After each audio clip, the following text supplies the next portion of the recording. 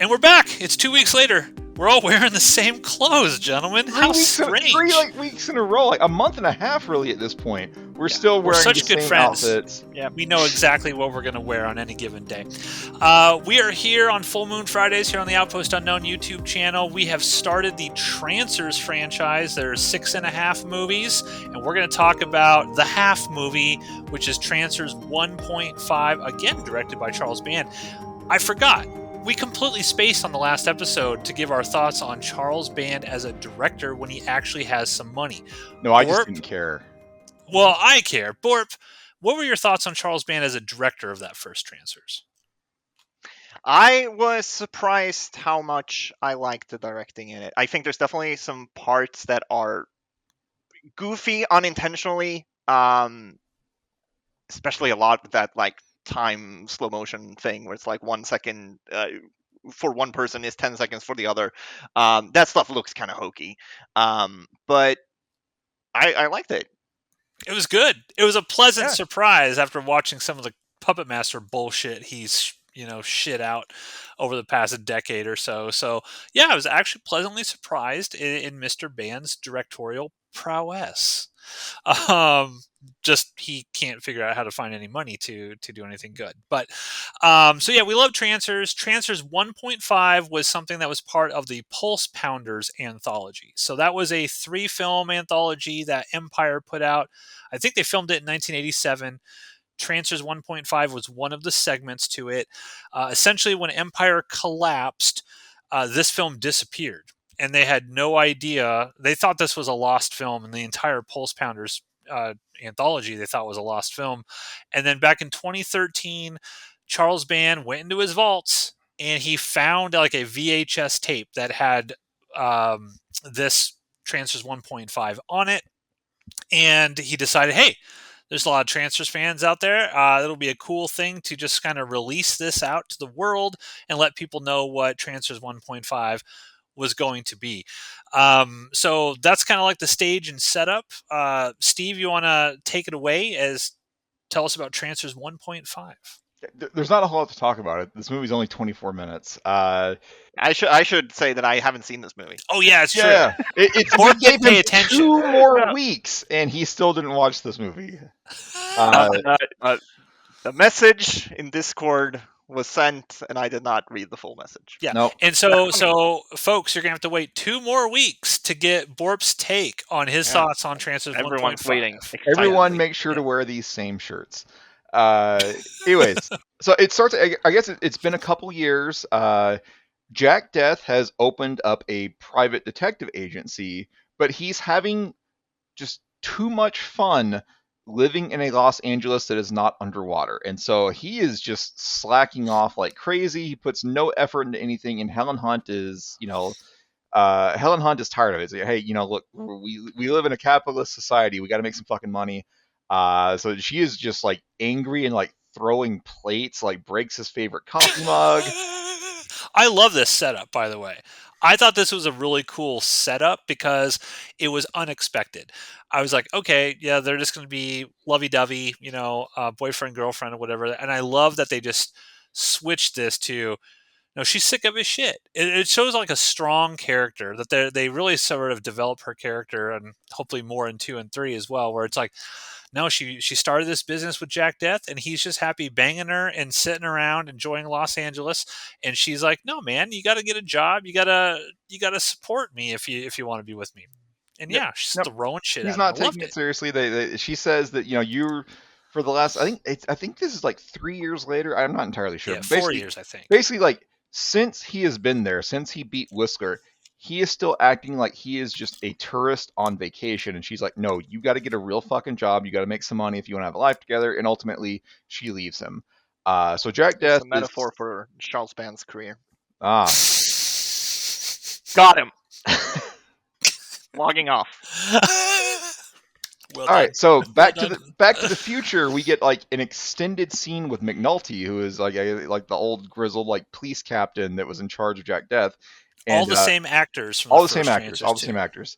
And he is in charge with there's a woman named like Edlin Shock, I think is her name, and she is this master assassin that Jack Death captured. and she is being like sent to a prison out in the asteroid belt or something. It McNulty is in charge of like transporting her to this new prison, and she like Edlin Shock will not speak. It's like she's been in prison for like a decade, and she's only said 2 words in that time, and those 2 words are Jack and Death.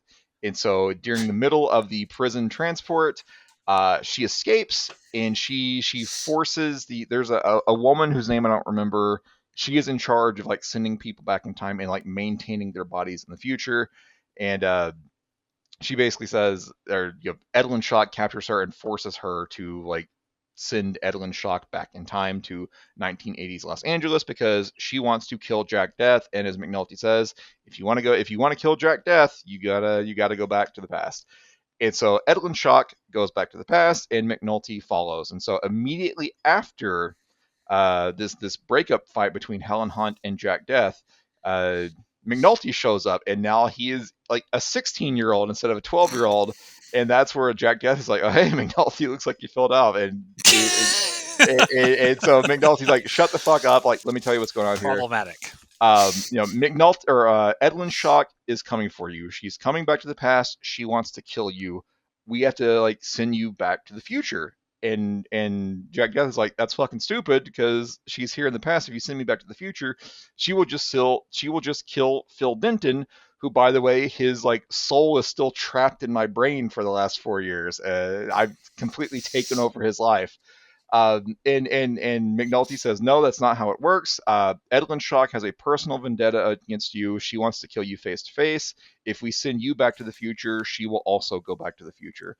But Jack Death is like, no, I like it here. If she shows up, I will fight her here. I am not going back to the future. And so there's one point where they start getting like kind of like paranoid. People that show up, they think that's going to be Edlin Shock in a past body because they have no idea what she's going to look like in the past. So at first there's like a roof repairman is like sneaking around on like the fire escape, and Jack Death puts a gun to his head. He's like, "What the fuck are you doing here?" He's like, I'm here to repair your leaky roof. Get the gun out of my face." He's like, "All right, we're all kind of jumpy around here, and fix my roof. It's like leaking like a sieve. Go do your roof work." And so this roof repairman just exits the scene and leaves. And then there's a knock on the door, and it's a woman dressed in red, and she's like, "Oh, my sister like left the country to marry this low life dirtbag, and I went and found her and tracked her down, but now he's after me, and he found me, and he's tracked me down. He's going to try to kill me. Jack Death, please protect me from this man." And Jack Death is like, "All right, fine. I'll protect you. Take a shower, lay down. My place is your place." And McNulty's like, "No, that's fucking Edlin Shock. Like, don't trust her. She's the bad guy." And Jack Death is like, "No, it's fine. Like, if it is Edlin Shock, I'll handle it. Stop worrying about it." And so this whole time, McNulty, who is this like in the future, he is this like older, probably like 50-year-old, like grizzled, like husky, like 300-pound private detective slash cop. He is in the body of this little petite 16-year-old girl, and he is just like pounding liquor the entire time. Yeah. Yeah. Yeah. There's moments in this that are great. It captures the humor and tone of the first Trancers for sure. Absolutely. And so McNulty in the body of this little girl is just pounding alcohol. Every time someone shows up, McNulty's like, "That's Edlin Shock. Like, the roofer is Edlin Shock. This new woman is Edlin Shock."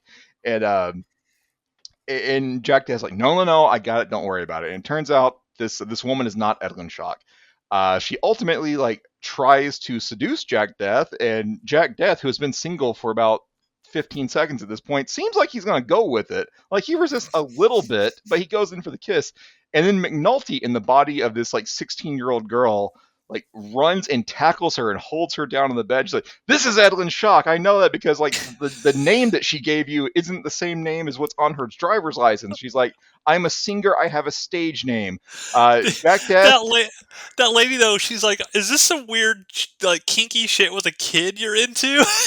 to Jack Death. Just Yeah, like, Jack oh Death my is like, no, like McNulty is getting him into trouble with like this one lady that's in his fight. So like this woman just like leaves. She's like, I'm fucking out of here. Like I thought you were gonna protect me from this bad guy, but now you're into like weird shit with this little girl that you told me that is your niece who has alcohol in her breath. I'm leaving. I'm fucking getting out of this situation.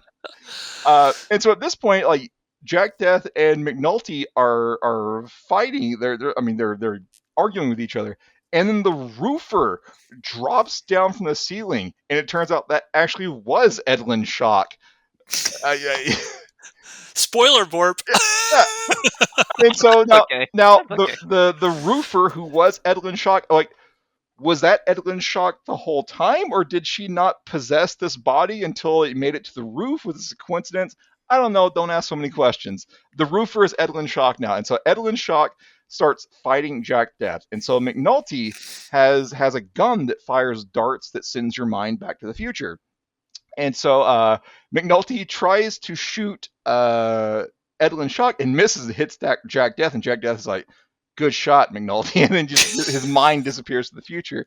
And so then Edlin Shock goes after him, goes after McNulty, and McNulty successfully like shoots her and sends her back to the future. But in Jack Death's apartment, he has like a bed that comes out of the wall, and then you put it into the wall, and a closet door goes over. I want one of these beds. I've always thought these were Yeah. super cool. But like she jumps on the bed and shoots Edlin Shock, which sends Edlin Shock's mind away. But then the bed folds up, and so McNulty in his little girl body is now trapped in this bed in the wall. Trapped in the wall. So now we go back to the future. We finally get more cool like future stuff.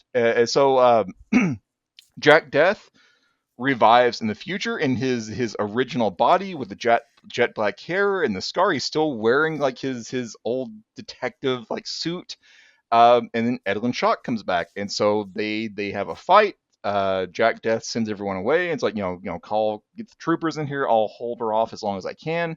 But he's no match. Like she is like a trained assassin. He's just a cop, and so he is gonna die if they have to fight one on one. And so he's trying to flee from her, and he sees like a ladder that leads up to like an escape hatch. And so he runs to the ladder. He begins climbing up, but he can't open the hatch. And so Edlin Shock is just slowly climbing up the ladder. And Jack Death is like, he's freaking out. He's like, shit, what do I do? I'm stuck here. And he kind of like, touches his head, kind of slicks his hair back. And he looks at his hand. And he's like, aha, moisture. And so he pulls out a tube of hair gel, and he squeezes it out onto like one of the rungs of the ladder. And so when Edlin Shock gets to that rung of the ladder, her hand slips off and she falls to her death. Jack Death escapes. What? He kills this master Did he just like with up hair all gel. the hijinks? They turned the hijinks dial to like 11. This does feel very like, I mean, Trancers 1 was goofy. 1.5, even though I ultimately enjoyed it, it does feel much more slapstick than the first movie. Interesting. But Jack Death has killed Edlin Shock with hair gel, the most dangerous weapon known to man. And Jack Death has like a little mini reunion with the people in the future. And he's like, okay, now send me back to the past because I still want to go bang Helen Hunt. And like everyone's just like, yeah, legit. The one that he's like, we could really use you here. Like, you should stick around here. And he's like, no, man, I gotta go bang Helen Hunt. Yeah, he says send me back like 30 minutes before or something. He says that he's like, no, I want you to send me back. I think I can do some real good there. He's not doing anything. He's just been sitting on his ass for the last 4 years. He just wants to go bang Helen Hunt. And somebody there, well, they have to maintain his body. So someone is like cleaning his shit and piss and feeding him on this table for the past 4 years or whatever in the future. Yeah. And so he says, send me back to the past. And everyone's just like, okay, cool, we'll do that. I guess we don't need you after all. And so, but he specifically says, hey, like send me back 3 hours, 3 hours before I came back to the future. And so he gets sent back earlier in time, and this time the fight with Helen Hunt doesn't happen. He's like cooked a romantic dinner for her. He says, "Hey, I'm going to change my ways. I'm going to actually like get a real job and support us." And then he hears a knock on the door, and it's McNulty in the 16-year-old girl body, and he's like, "I've already killed Evelyn Shaw. Get the fuck away. If you see another woman in a red dress coming to my office, send her somewhere else." And he just shuts the door in his face and goes back to making out with Helen Hunt. And that is the end of Trancers 1.5. So, Borp, what did you think? Incredible. It's like I've seen it. I didn't hate this. I thought this was as something that was lost or considered lost for many, many years and pulled out. I mean, it doesn't look great. You could tell like the copy that they had was a pretty poor quality. It doesn't look hear the audio in the beginning, especially like the scenes with McNulty. Like I was like, what? Like what the fuck are you saying? Yeah, like, you can tell it's not the best print. It's coming off a VHS tape that was lost for 30 years or something. It's not great, but as just kind of a weird time capsule of getting just a quick few extra moments with Jack Death and Helen Hunt and stuff, I thought it was fine. I actually really liked the opening, the ending, and I liked some of the community bits. The whole thing I thought it went way too long. Like it didn't need to be 24 minutes long. It could have been a 15-minute quick thing, but there's that whole middle portion of this that just goes on and on and on, and it's like, okay, you've done the joke one too many times here. Like, we've got it.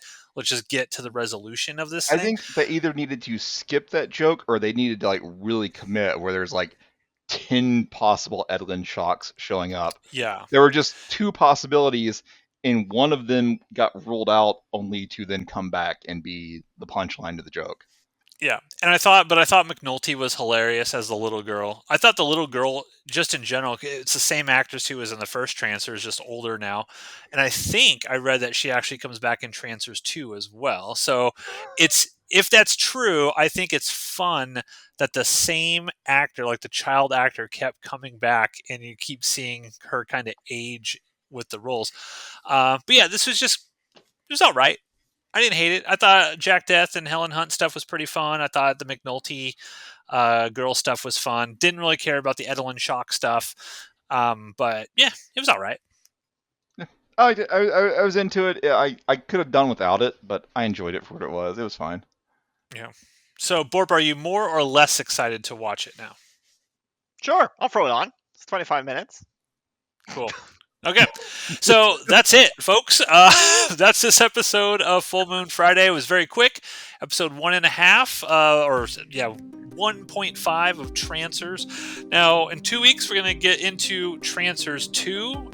All of our favorite characters come back for that one, and we're going to get Borp's thoughts on Trancers 1.5. Maybe he'll watch it and he'll think, this is the best thing of Trancers I've seen yet. We won't know. We will wait in anticipation for Borp's commentary on Trancers 1.5, now that he knows that he needed to have watched it before we recorded today. I'll forgive you this one time, Borp. Okay. Just this once. I'm on thin ice. Yeah. So with that, thanks for listening, everybody. We'll see you in 2 weeks on Full Moon Fridays here on Outpost Unknown.